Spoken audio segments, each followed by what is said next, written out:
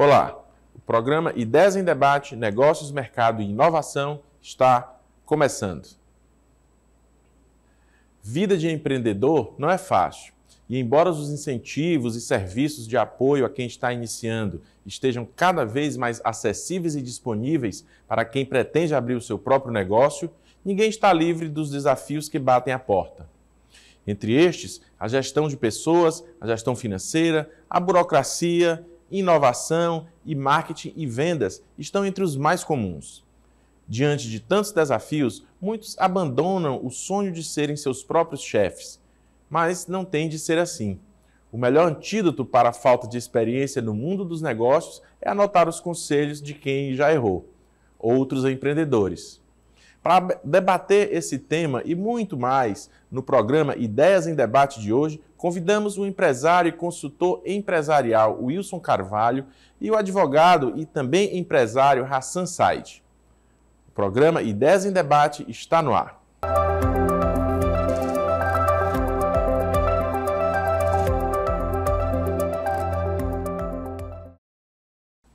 No programa de hoje, vemos o empresário e consultor empresarial Wilson Carvalho e o também empresário e advogado Hassan Said. Sejam bem-vindos e eu já queria iniciar o nosso programa hoje falando de uma pesquisa, do mapa de empresas que foi elaborado pelo Ministério do Desenvolvimento, Indústria, Comércio e Serviços, revelou que no primeiro quadrimestre de 2023 foram abertas 1,3 milhão de empresas, que explica esse boom na abertura de empresas nesse primeiro quadrimestre?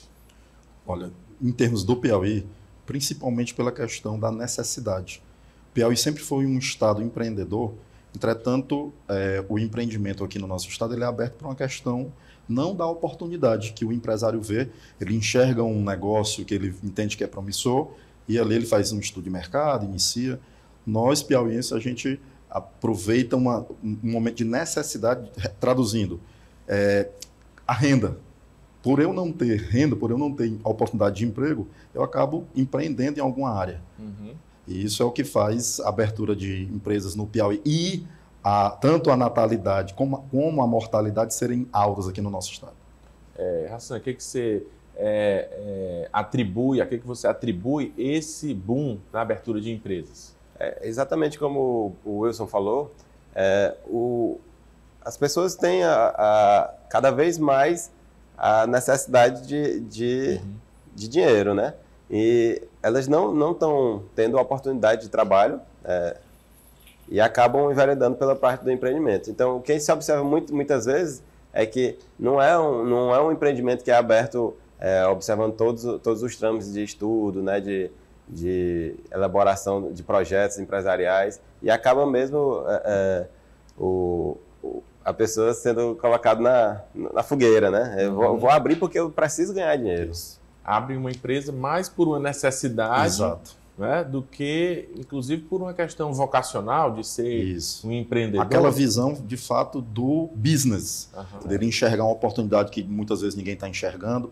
É tanto, Campelo, que em pouco tempo essas pessoas elas não conseguem suportar ali os primeiros meses, eu não digo nem anos, os primeiros meses de sofrimento, de aprendizado, elas já acham que aquilo ali não é para elas e abandonam. Isso também justifica a alta taxa de mortalidade. A verdade é que a grande maioria das empresas, até 2 anos, elas fecham, não é? Isso, exatamente. Exatamente.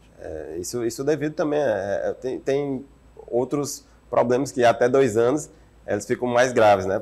Como, por exemplo, a confusão patrimonial, né? A pessoa abre uma empresa também buscando uma taxa de imposto menor, né?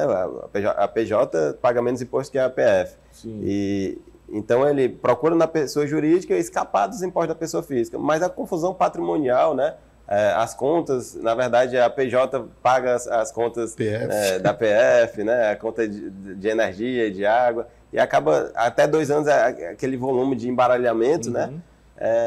E muitas empresas acabam fechando aí. Quais são as principais dificuldades, né? Porque apesar desse grande número de empresas que são abertas, muitas pessoas ainda sentem dificuldade de se inserir nesse ramo. Às vezes a pessoa tem até aquela vocação, mas tem medo ou sente dificuldade de ingressar, não é que querem simplesmente arriscar no mundo do empresariado, do empreendedorismo. mas tem a vocação, mas tem medo também. Quais são os principais empecilhos que tem para essas pessoas que querem empreender?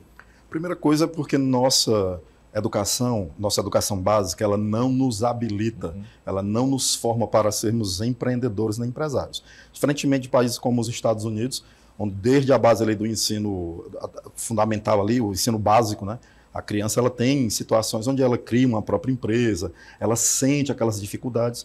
Nós não fomos, a gente aprende fazendo, né? E a pessoa, o ser humano, ele não tem essa habilidade até emocional de empreender, de vencer ali aquelas limitações que ele tem, porque uma coisa é eu ser um excelente médico, outra coisa é eu empreender já imaginando eu abrir uma clínica própria, um hospital próprio, porque tem um risco, eu vou ter que sair da minha zona de conforto, eu vou ter que abrir mão por um período de família, de esposa, de marido, de filhos, eu tenho que aprender coisas novas, eu tenho que lidar com gente, eu tenho que separar meu dinheiro pessoal do meu dinheiro da conta PJ.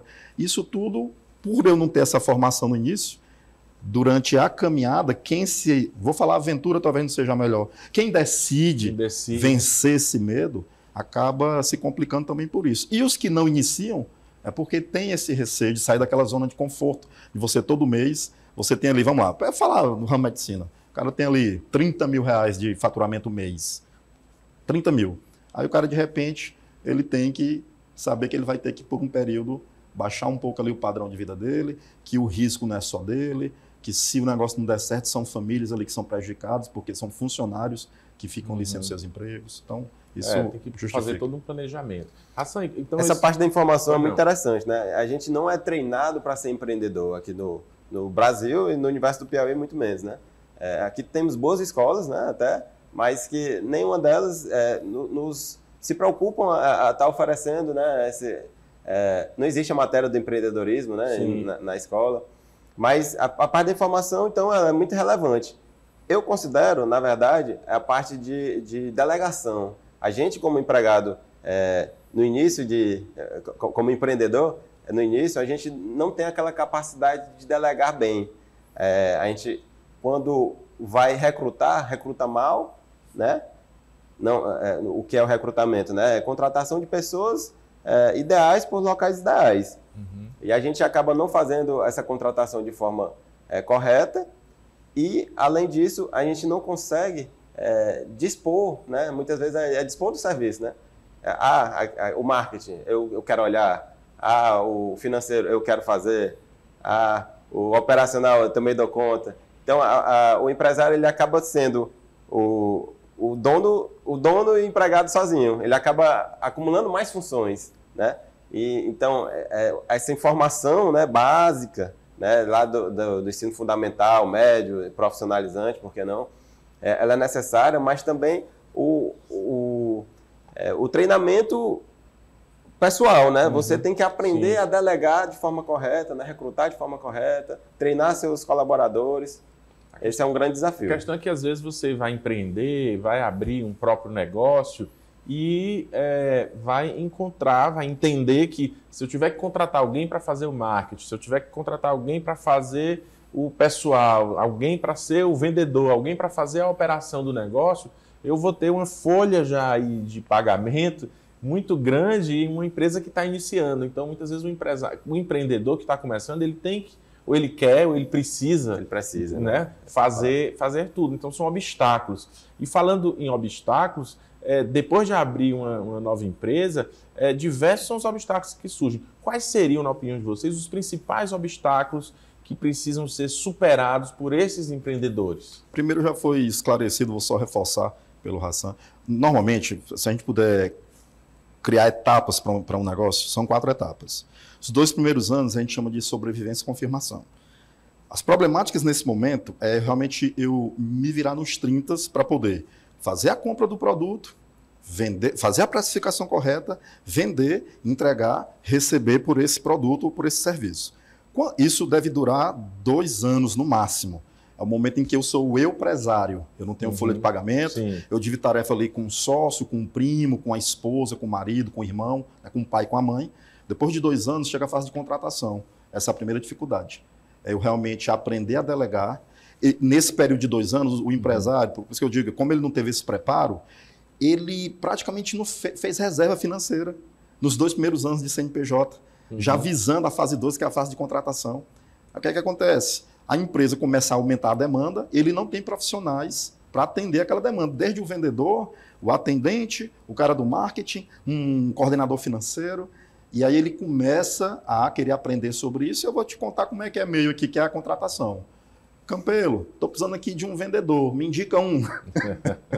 Então, a maior dificuldade, sem dúvidas, é que amarra mais o empreendedor no negócio, que aqui a gente tem uma cultura de que o empresário tem que ser o primeiro a entrar e o último a sair, sem rascada. Nos Estados Unidos, qualquer pessoa que já viajou, conhece a cultura empresarial norte-americana, não fazendo alusão aos Estados Unidos, não. Olhando o que tem de bom. O empresário ele abre um business apenas para esse business gerar dinheiro para ele. Ele sabe muito bem estruturar ali aquele tabuleiro de xadrez, colocar as pessoas certas e deixar o negócio funcionar de forma autogerenciável. Então, sem sombra de dúvida, o maior desafio é você fazer a contratação de equipe da forma correta e você aprender a soltar aquelas tarefinhas que você fica ali apaixonado em executar. Por isso que às vezes que diz que quem trabalha demais, né, não tem tempo de ganhar dinheiro. Perfeito. Talvez seja isso. Hassan, quais são esses obstáculos? As empresas o que são? Pessoas e processos. O Wilson falou aí na parte de recrutamento, né, que a gente vai escolher as melhores pessoas para a minha empresa, avaliando os locais em que elas vão trabalhar. Mas os locais em que ela vai trabalhar, em que elas vão trabalhar, necessariamente eu preciso validar processos. E acontece que muitas vezes a pessoa é até boa, está no local adequado, mas não tem um processo, validado. Né? Validado. E quem é que vai validar esse processo? É o empreendedor, né? O empresário que vai lá, ele já passou pelos 2 anos iniciais em que ele foi o empresário, né? Ele fez tudo, então ele sabe como fazer. Aí, então ele tem que aprender a contratar a pessoa correta, fazer o script corretinho do que é aquela função para a qual a pessoa está sendo contratada, treiná-la muito bem, e aí é a função do empregado agir, né? Dar continuidade à atividade. Isso é o que é uma empresa, pessoas e processos. Eu diria também uma dificuldade muito grande a parte da tributação. A gente está passando agora pela reforma tributária, mas hoje, né, especificamente, não se sabe ao certo, o empresário não sabe quais são os impostos que são devidos, se vai pagar ICMS na compra tal, quanto que paga de imposto, qual a alíquota do Simples, enfim, é uma confusão muito grande. Então, até para poder precificar o seu serviço ou o seu produto, né? Sem dúvida. Você veja, muitas vezes um produto vem de fora, o empreendedor de primeira viagem, né? Ele chegou o produto, precificou com base na compra e venda, e depois chega o boleto do ICMS, né? Da diferença da alíquota. E aí ele já vendeu o produto. Isso muitas vezes acontece, é raro, mas acontece muito. Muitas vezes o empreendedor de primeira viagem, ele não sequer sabe que existe essa diferença de alíquota. Agora é importante frisar para os empresários que é delegar uma coisa, não é delargar. Por exemplo, nessa parte de tributação, eu já vi muitas empresas, tenho 18 anos, eu quebrei 18 anos atrás porque eu fiz todos esses tipos de erro, não tinha ninguém para me orientar, eu não sabia que tinha pessoas assim que eu podia buscar e tal, mas nessa parte da delegação, se você delargar, você também pode se encrencar. Por exemplo, já vi várias empresas nesses 18 anos que quebraram, porque ao delegar a função de acompanhar os impostos, registrar ali, documentar os boletos de compra ou os contratos de venda, de serviço ou do produto, terceiriza, né, que o delegar aqui no caso seria terceirizar para um escritório de contabilidade, mas elas deixam de mão. Elas não, digamos, fiscalizam, não acompanham. Quando foram atrás, tributação já devida altíssima, mesmo tentando negociar algo que não dava para o caixa suportar. Interessante aí que você falou uma coisa, é muito importante, eu acho, que você iniciou dizendo que há 18 anos atrás você quebrou. Quebrei. Porque a gente falando aqui dos Estados Unidos, né? Que nos Estados Unidos, quando a gente vê empreendedores, eles têm orgulho, às vezes dizem, olha, eu já quebrei 3, 4, 5 vezes e hoje eu estou aqui em sucesso. E a gente tem uma cultura que a gente tem vergonha de dizer que quebrou, porque a própria sociedade ou o mercado lhe marca, né? Não, aquele ali quebrou a empresa, não vê que é um empreendedor que está lutando, que está tentando e que uma hora vai acertar em uma atividade, né? Isso é uma questão cultural. Quando eu quebrei, assim que eu me reconstruí, assim, a psicologia, que a gente realmente fica abalado, a primeira empresa que eu abri após quebrar essa anterior, que era no ramo educacional, foi, pois eu vou orientar empresários a... Eu não sabia o que eles deviam fazer, mas eu sabia o que eles não deviam fazer. Então eu passei um período em São Paulo e sempre que aparecia empreendedor dizendo, olha, eu quero abrir negócio no ramo de pizzaria, sorveteria, eu chegava ali dando uma mentoria, na época não era consultoria, não tinha bagagem.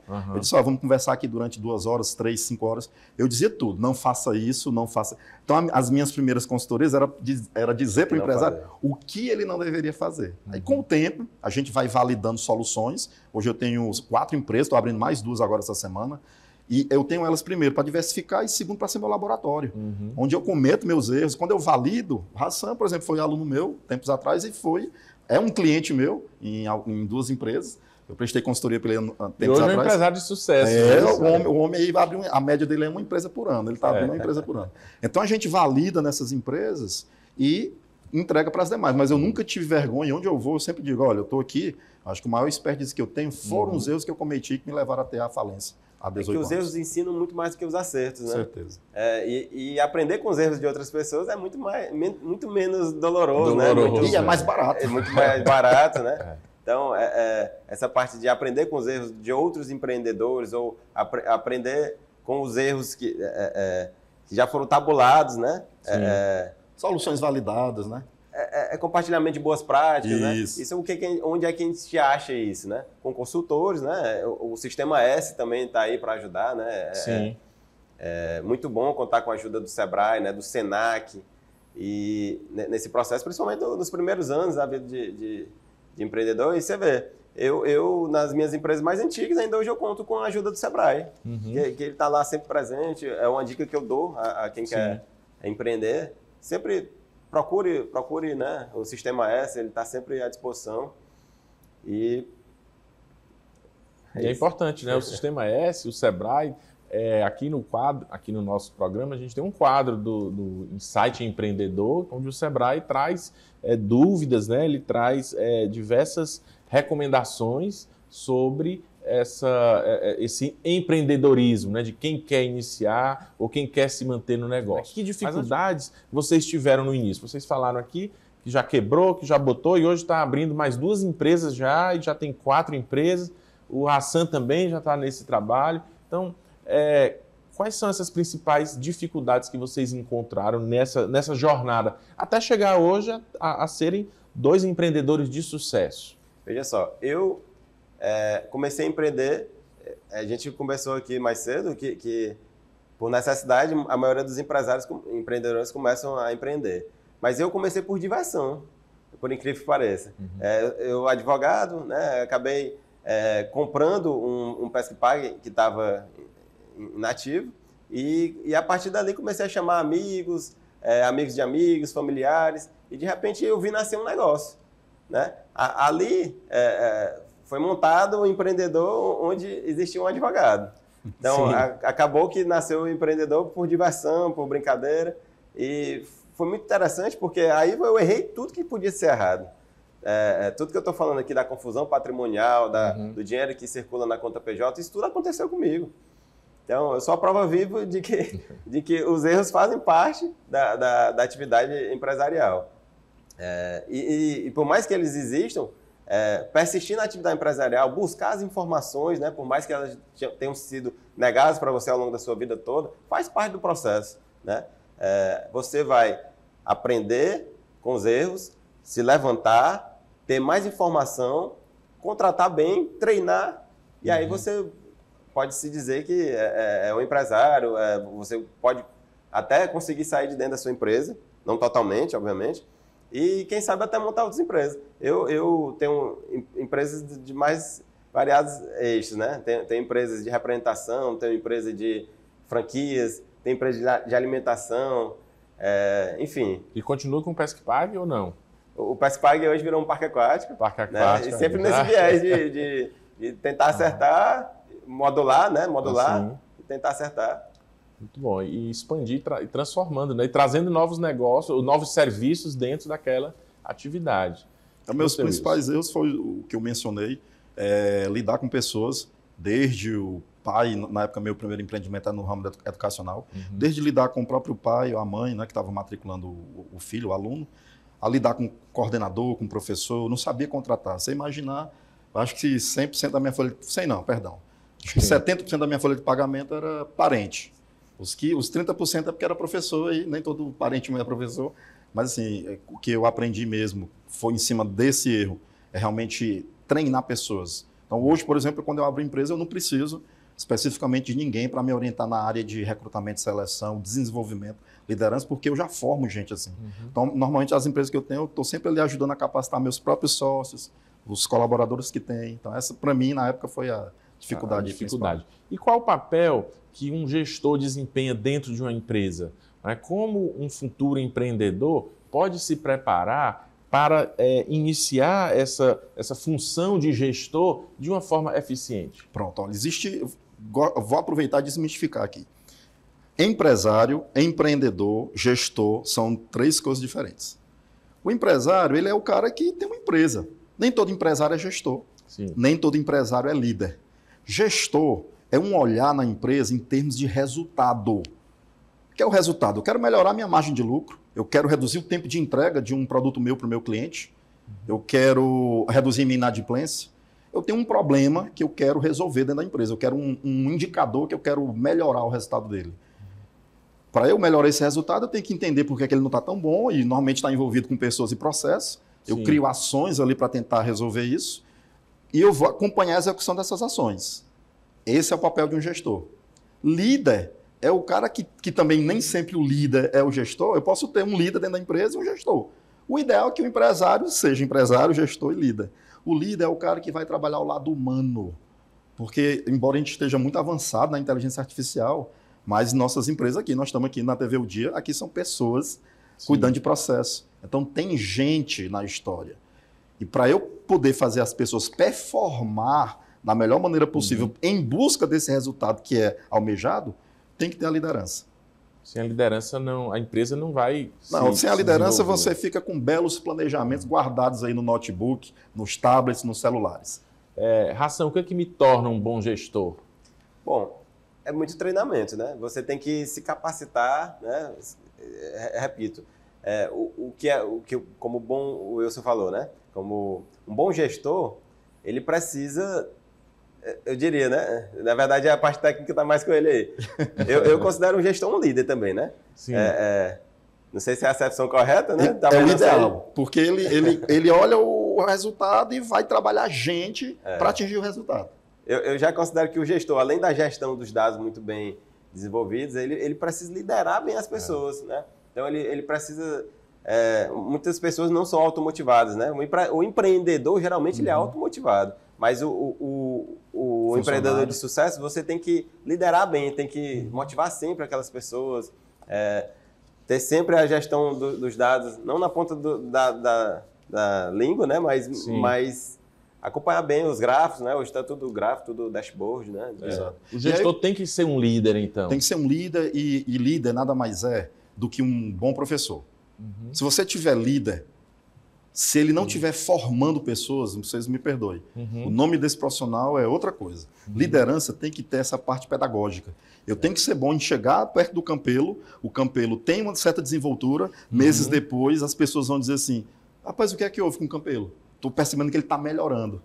Esse é o papel de um líder. A pessoa que está com outras, comandando outras, e não faz essas pessoas crescerem se não há evolução no processo, não há liderança. Tem uma coisa errada. É outro nome aí.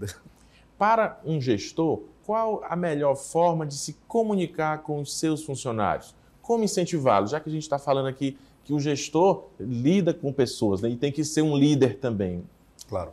Tudo começa com aquela parte documental da empresa que poucos empresários, empreendedores dão valor, que é missão, visão, valores. Sim. Você precisa mostrar para o seu colaborador.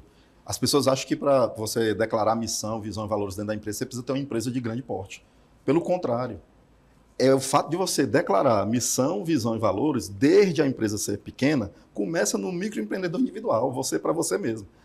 Quando você chega para um colaborador, que você vai, por exemplo, dar um feedback de correção, ele está fazendo ali alguma atividade ali, ou está se comportando de forma errada, conforme o regimento interno ali da empresa, da instituição. Se você não trouxer para ele a luz da visão, da missão e dos valores, ele vai achar que aquilo ali é uma bronca de um chefe que está ali querendo descontar as chateações da vida dele na vida da outra pessoa. Por isso, o que é que seria essa missão, visão, valores? Missão é por que estamos aqui vendendo isso que nós estamos vendendo, seja um serviço ou um produto. Isso é missão. Isso vai além da entrega ali, da pizza, da entrega do sorvete.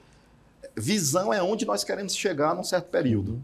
E os valores são os comportamentos que a gente deve ter. Por exemplo, um hospital pode declarar como missão cuidado e amor ao paciente.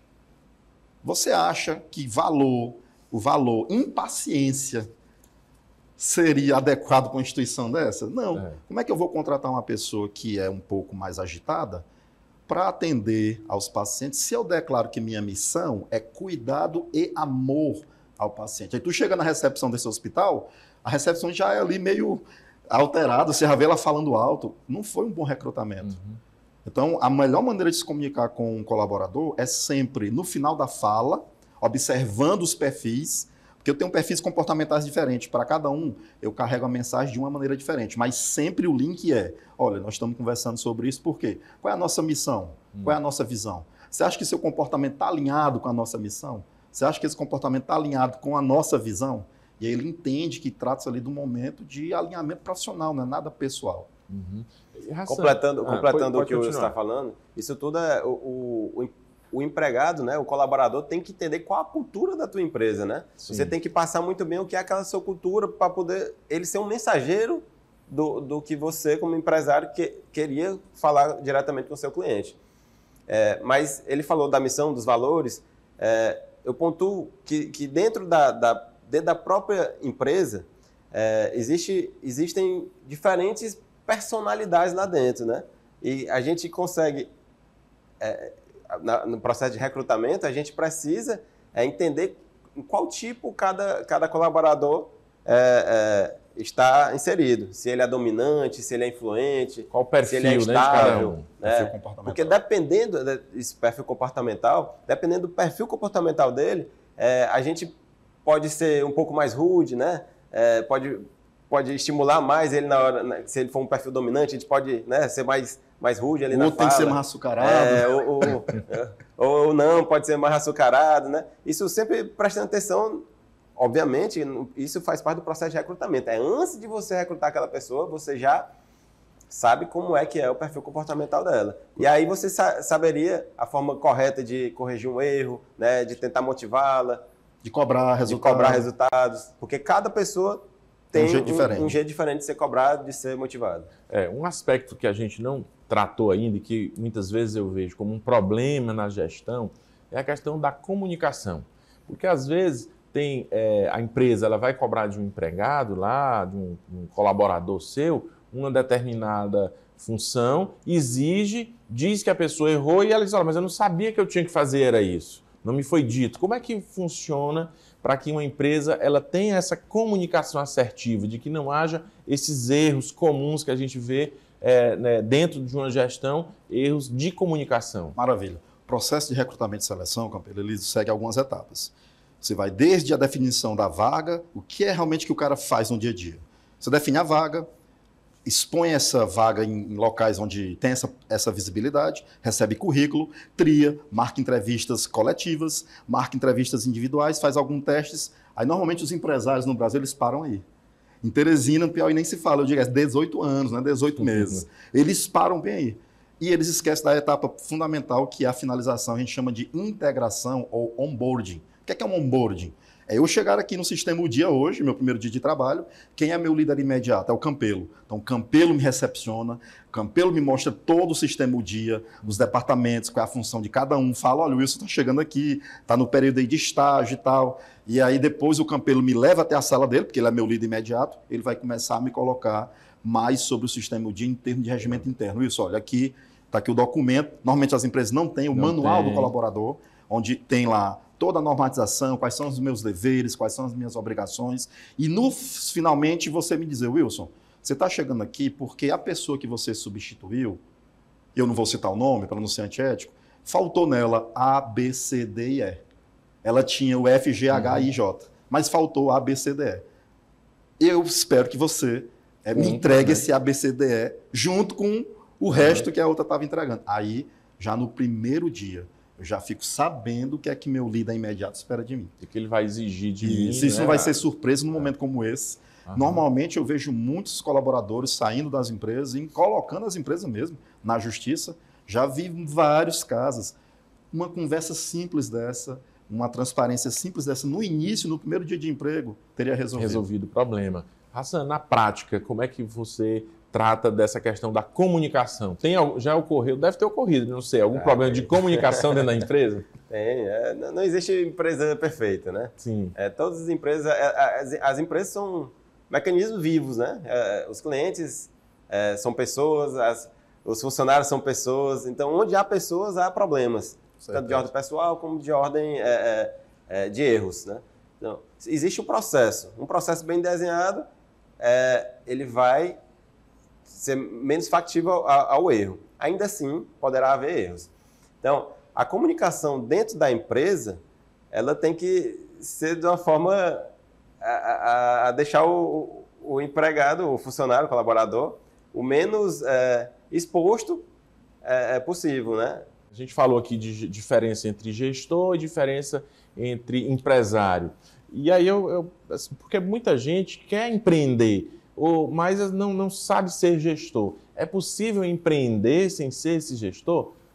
Como é que se realiza isso? É alguém que tem algum recurso? Olha, mas eu quero utilizar esse meu recurso. Tá.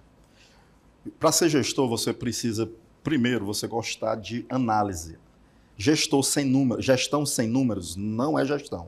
Eu preciso avaliar números e eu preciso tomar decisões baseadas nessa análise.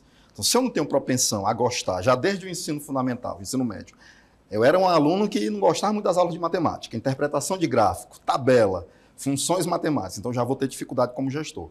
Entretanto, como os meus 2 primeiros anos é de sobrevivência e confirmação, estou falando do empreendedor comum, eu não estou falando do cara que já vem de uma família empresarial, então ele já chega com toda uma estrutura diferente e tal. Falando do cara que está se fazendo ali do zero.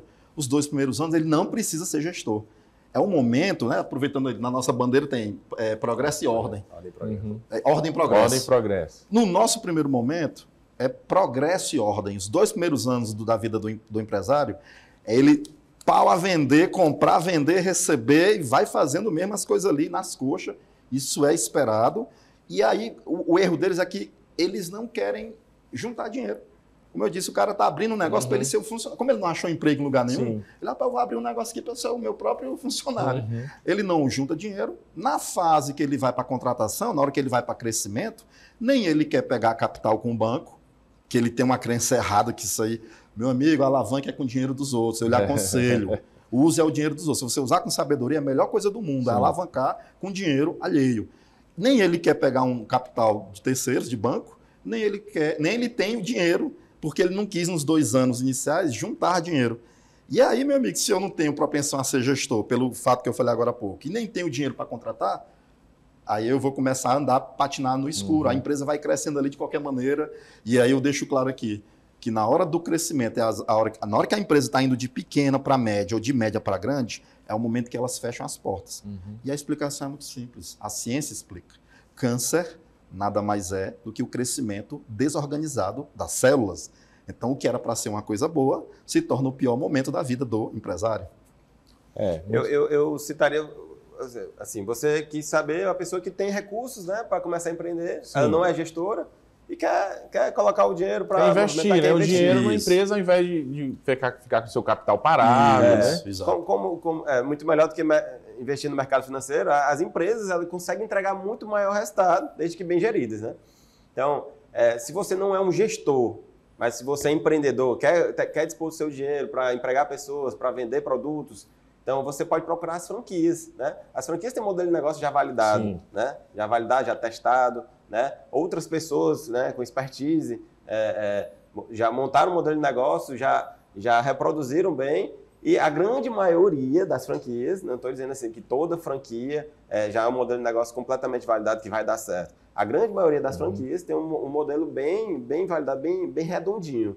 Então, muitas vezes, se você que tem um capital, né, você compra uma franquia, monta. Agora, a bem verdade que a gente conversou um pouquinho antes da entrevista. A franquia não vai lhe dar autonomia. Você aprendeu a gerir.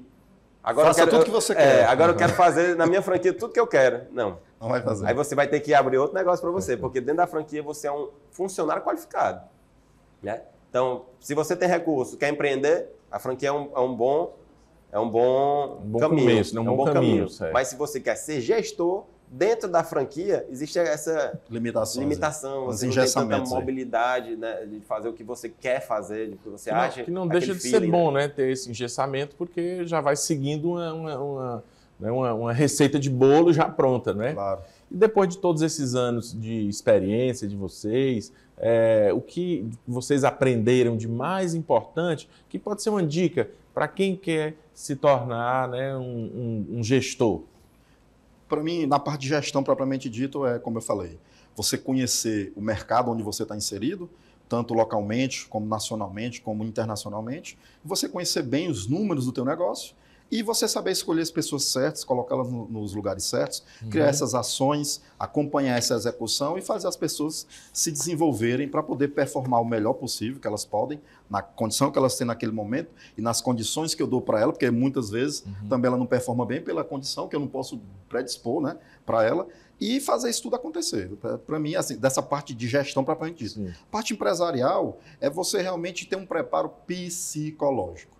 Eu não sei se as pessoas ficam confiando muito nessas propagandas aí de TV que pinta tudo muito colorido, é tudo muito bonito. Rapaz, empreender não tem nada de luxuoso, não. É complicado, você tem que vencer suas limitações, você tem que saber aguentar desaforos, você tem que aguentar pressão. Muitas vezes, principalmente homens, que normalmente no lar, né, aquela cultura de que não, eu sou o teto, eu que protejo a família. Muitas vezes ele chega ali arrebentado, mas não quer compartilhar ali com a esposa, com os filhos, porque ele já é o sustentáculo. E eu não estou aqui com nenhuma fala machista, tá bom? Fala da cultura mesmo que hoje existe. E para mim, o que eu senti falta, que foi que mais aconteceu comigo 18 anos atrás, eu quase piro. Dei depressão, síndrome do pânico, pensei em suicídio várias vezes, mas graças a Deus não concretizei. Então hoje, na parte empresarial, seria, você vai entrar, vai empreender, se prepare, porque vão vir erros, é igual o jogo. Quanto mais perto do final, porque você está chegando no final do jogo, mais inimigo aparece, mais monstro aparece. E mais forte. E você tem que encher o life de novo, o life vai secando, você tem que encher de novo para seguir para a fase seguinte, seria isso aí. Bem, Hassan. A parte do conhecimento, eu quero frisar bem essa parte do conhecimento, né? Para que você, não só no conhecimento de que o imposto, né, a parte tributária, a parte jurídica, a parte de marketing, tudo isso aí você tem que saber minimamente. Mas também o conhecimento do que você quer vender. Não necessariamente que você tenha que ter afinidade de gostar do produto ou do serviço que você vai vender. Você não precisa ser consumidor do seu produto. Você precisa entender dele. Você precisa entender quem consome o seu produto, né, entender o mercado, os concorrentes, estudar, isso tudo faz parte do conhecimento. O nosso programa Ideias em Debate está chegando ao seu fim, mas antes de pedir aqui aos nossos entrevistados para fazerem as suas considerações finais, você confere agora uma agenda com os principais eventos do segmento empresarial no Piauí. A Associação dos Jovens Empresários do Piauí promove no dia 10 de agosto um almoço de negócios que contará com a palestra de Rafael Silva, especialista em delivery e fundador do Lucrando com Delivery. O objetivo desse encontro é debater especialmente o crescimento desse segmento no nosso estado. No dia 12 de agosto, o Sebrae oferta através do Sebrae Lab 2 oficinas para quem quer aprender mais sobre desenvolvimento de jogos. As oficinas de design de áudio e narrativa serão ministradas pelo Piauí Indie, grupo de desenvolvedores de jogos do Piauí. Elas acontecerão das 14 às 18 horas. Agora que você já conferiu a nossa agenda, passa a palavra para os nossos entrevistados. Já agradeço muito pela entrevista aqui de hoje, acho que foi muito esclarecedora sobre diversos aspectos. Passa a palavra para vocês fazerem as considerações finais. Queria incentivar, apesar de toda essa problemática que a gente traz, né, porque é como um alerta mesmo, não é para aterrorizar, mas eu queria incentivar as pessoas que estiverem nos assistindo, empreendam. O Brasil precisa de empreendedores, porque a força que movimenta essa economia é o pequeno, o micro e o médio empreendedor. Não tenham medo, porque só o nascimento, o fato de a gente estar aqui, você só vai trocar um problema pelo outro. Porque na nossa vida a gente já enfrenta problemas, né? Às vezes você está aqui e do nada um familiar parece com um problema de saúde, você mesmo. Não peguem esse medo, mas ajam, apesar do medo, e empreendam. é uma coisa bacana, tem suas dificuldades, mas vocês vão crescer muito, tanto pessoalmente como profissionalmente. Muito bem, obrigado. Eu queria aqui aproveitar esse espaço para parabenizar você, Campelo, Wilson, a você, ouvinte, que está aqui assistindo essa entrevista aqui gostosa, e também o Grupo Dia, por estar fomentando, né, essa ideia o programa mesmo já fala, né, ideias em debate. Então, a gente está aqui fomentando essa ideia, né? Aí, com certeza a gente vai despertar a sementinha do empreendedorismo em alguém que ficou até o final aqui assistindo essa entrevista. Bom, muito obrigado aos nossos convidados e também à sua audiência em casa. E convidamos você a participar da nossa produção através das redes sociais, @Sistema do Dia e do WhatsApp, 86999112111. Você pode sugerir pautas e nos enviar feedback dos assuntos discutidos. Acompanhe também a reprise do programa todo sábado, das 9 às 10 horas da manhã. Caso não tenha tempo para acompanhar a transmissão às terças-feiras ou mesmo a reprise aos sábados, você pode acessar o nosso canal no YouTube. É só pesquisar Sistema o Dia na plataforma e assistir o programa na íntegra. Um abraço e até o nosso próximo encontro.